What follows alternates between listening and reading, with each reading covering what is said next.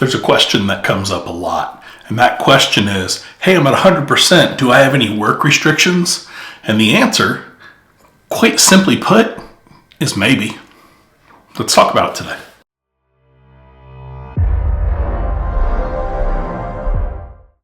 Welcome back, everybody.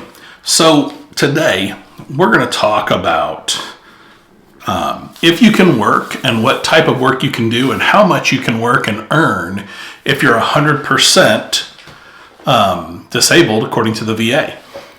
And quite honestly, it depends on that 100% rating. And I think a lot of people are a little bit confused about this because with 100% TDIU, you can still work, but you just can't make very much money, quite honestly. But let's just go through this piece by piece. I've got some notes down here on my iPad. I don't want to miss anything. Happy New Year to everybody. I hope that you had a great holiday season and that everybody is well and happy after the holidays. So, all right. So the bottom line up front is that yes, most veterans can work if they are 100% rating, and you can keep your benefits. But it depends entirely on how the VA granted you your 100%, right? There's two types of 100% ratings. One is a scheduler rating. That means that based on the severity of your disability and your individual disabilities, as defined by the VSRD, which is the ratings definitions, a single condition that's rated at 100%, or 8 different conditions that combine to 100%. That's a scheduler rating, right? That is, you can work there. With TDIU, which is total disability based on individual unemployability, it's a rating granted on 100% or granted at the 100% level because your service-connected disabilities prevent you from substantially gainful employment. Keep that term in mind. We're going to have to jump into that here in a little bit. Even if your combined rating is less than 100%, if your TDIU puts you at 100%, you need to pay attention here, okay? The absolute the distinction, sorry, I meant distinguish. I'm kind of tired today. The distinction between scheduler rating and TDIU is going to tell you whether you can keep substantially gainful employment. Because like I said at the beginning, you can still work with TDIU, but we have to talk about the specifics, all right? All right, before we jump into the details, I want to ask you to please remember to watch this entire video. Don't forget to like, share, and subscribe. And please put some comments below. Let's start the conversation and keep it going. I think it's very important for us as a community to have these conversations and to keep down the outside noise and start talking veterans to veterans. That's the whole purpose of this channel. So thank you all for watching. Please check out the whole video, and if you don't mind, check out all my videos. I'd love that. That'd be awesome. All right, so let's talk about the 100% scheduler rating. This is the green light, okay? This is 0 work and 0 income restrictions. Veterans with 100% scheduler rating, whether it be 100% PTSD or whether it be a combination of 8 different things that total up to 100%, can work as many hours as they want, and they can make as much money as they want to. There is no limit on the amount of income you can make and maintain your 100%. Now, some people would say, well, that's doesn't seem right. I seem like you're taking money from the government and you make enough, so it shouldn't really come down to that. What do you need that disability for? Remember, it's not a need. It's a benefit that you earned by being in the service and having these things that were caused or they were aggravated, further by your time in service. It's a benefit. It's not a handout. It's not Social Security. It's none of that. This is based on what happened to you and what criteria you meet for the scheduler ratings that the VA has written in law as of today. Period. End of story. Right? So there's one point I want to make about this no income and restrictions is that the VA will compensate you for the average loss of earning capacity due to your disability, not your actual employment status for a schedule rating. Now, all that to be said, I don't know anybody in this country that can live comfortably just on 100% P&T or 100% from the VA, but you don't have to if it's scheduler. So I mentioned P&T, that's permanent and total. If your scheduler rating is considered designated permanent and total, meaning it's not going to get any better in the future, right? The VA does not see anything getting better in the future. This means that your condition is not expected to improve and you're protected from routine reexaminations, with one giant, huge exception that you need to take very, very close note of.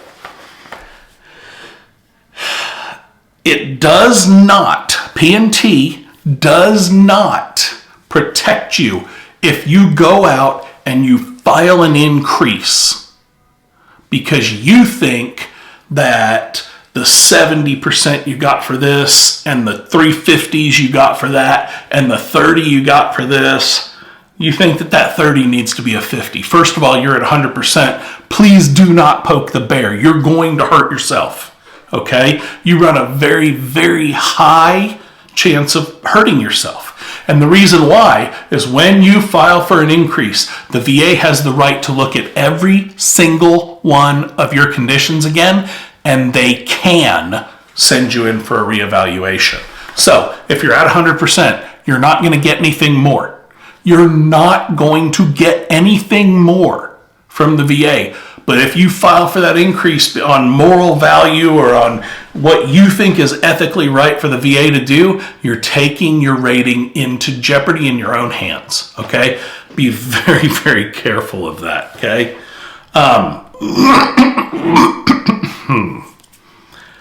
If that comes about, if you filed an increase for something, hearing loss, whatever, right? You filed an increase for that. When the VA goes back and looks at all of your claims, because you're already at 100%, why are you filing for even more? You're not going to get anything more, but you filed for an increase, so we're going to look at all of your claims now. They're also going to take into account what you do for a living.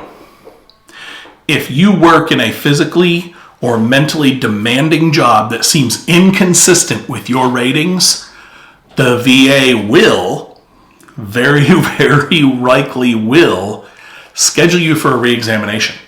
And if they're doing that, they're expecting you're going to come out less. And you're going to lose, potentially, and in a lot of cases, if they've done this already, they know it's going to be a reexam.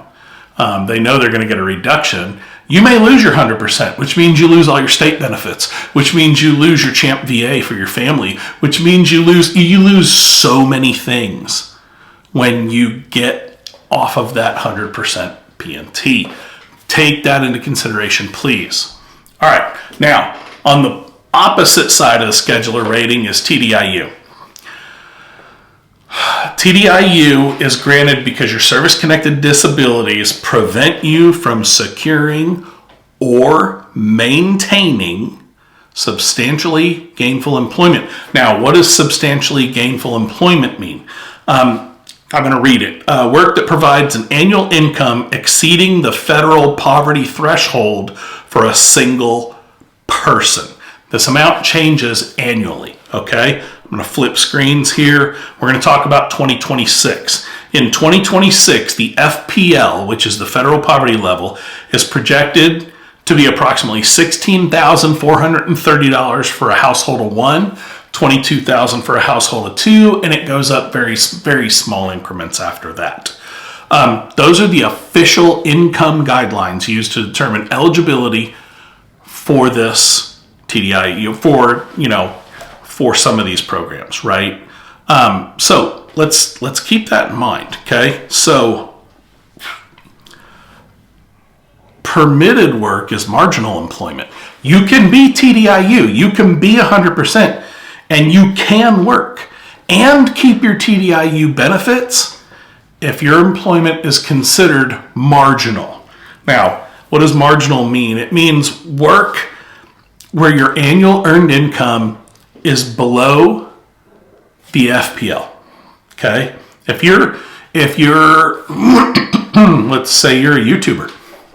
If you're a YouTuber and you pull in $14,000 a year from YouTube videos and you're 100% plus 100% TDIU, you get to keep it all. But once you cross that 16,000 something mark, then you're going to go get a serious whooping. You're going to be investigated. You're going to be called out for fraud. They're going to go back and look at all of your ratings, and they're really going to really mess you up there, right? Now, there is one exception to this. You can work in a sheltered environment, okay? You can earn above the poverty level in a sheltered environment. This is extremely difficult to do, and it's extremely difficult to prove that you need it, okay?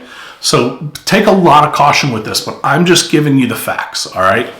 So what's a protected work environment? It's an environment where your employer or you as a self-employed person make special accommodations for your service-connected disabilities that go above and beyond what a regular employee would offer, okay? Or what a regular employer should offer, should I say. An example, unlimited flexible hours and breaks, non-punitive performance standards, or a family business where your disability is accommodated. Now remember, it needs to be proven. So make sure your sheltered work environment, if you're going after that you've got every single one of your ducks in a row. You got a goose at the front and a giant grizzly bear at the end, because there's going to be dinosaurs coming after you. I don't know where I went down that path with all those friggin' animals. All right, so if your earned income is above the threshold, okay, the VA will send you a questionnaire. It's a VA form 214140, and there's a digital equivalent to that. But to determine if your work is considered marginal or sheltered, this must be completed truthfully and accurately. And I will tell you that the VA and the OIG are really starting to look at people for fraud. So if you're even considering doing this in a fraudulent manner, think twice, okay? Don't try and screw the system. Get what you deserve out of the system. Get what you've earned, your benefit out of the system, and leave the system the hell alone, all right? So, what are the key takeaways from this video? Number one, check your decision letter. If you've gotten to 100%, see if it says permanent and total on it. If it does, and you're not collecting TDIU, 0 types of employment, 0 income levels that you have to avoid at all. You can go make $20 million a year and still collect that check if you want to, okay? Again, you've earned it. It's not a handout, it's a benefit. The other thing is that quite honestly, with TDIU, be extremely careful. That's all I'm going to say is, listen, if you're going to get TDIU, as a general rule of thumb, don't have another job. Don't have a job. Do not have a job. You'll get your 100%, you'll get your TDIU, and learn to live on that budget. And if you can't learn to live on that budget, maybe you don't really have TDIU and you need to get out and get a better job. I know that sounds rough. I know it sounds raw, and maybe I'm hurting some of your feelings, but whatever. You know what I mean? This is just the truth, the facts, how I see them, okay? All right. Next, VA pension versus compensation. We talked about disability compensation, but if you receive a VA pension, which is a needs-based benefit, right? You have the needs. All your income, earned and unearned, is strictly regulated and can reduce or eliminate your benefit. Be very, very careful with that, okay? Now, Retirement pension and VA disability, completely different set of rules between those two. You can collect both of them concurrently. Kind of got to watch that a little bit sometimes too. But listen, if you're going after your 100%, or if you're unsure about your 100%, whether it's P&T, whether it's TDIU, whether you can work in a certain job, whether you can do this, whether you can do that, find a VSO or a VA accredited attorney that will talk to you and maybe give you some of this information for free. If you're looking to get a nexus letter of any kind, I've partnered up with a company, with an organization who does nexus letters. You can get a free consultation with them. Free. They won't charge you anything for this first meeting. You get together, they talk with you about your case and see if they think they can help you. If they do, they'll present the price to you for whatever. That link is below. If you want some cool merch, I've got some cool merch. That link is below as well. And then remember, at the very end of the day, it's up to us to take care of one another. Okay? So take care of each other. See ya.